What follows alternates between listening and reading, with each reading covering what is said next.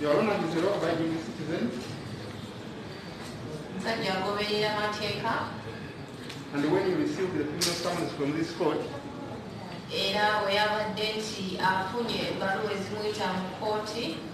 on 20th of August 2020,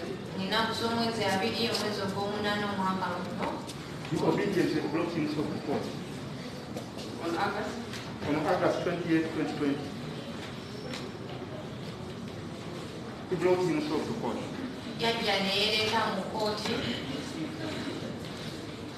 Your Honor, we are mindful that there is a constitutional right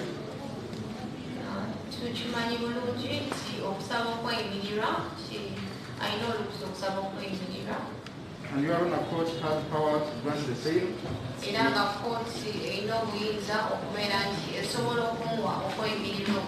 On such reasonable terms as circumstances may demand.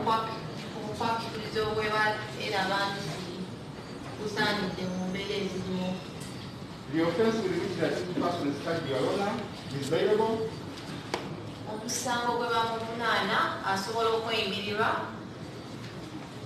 And as presently enjoys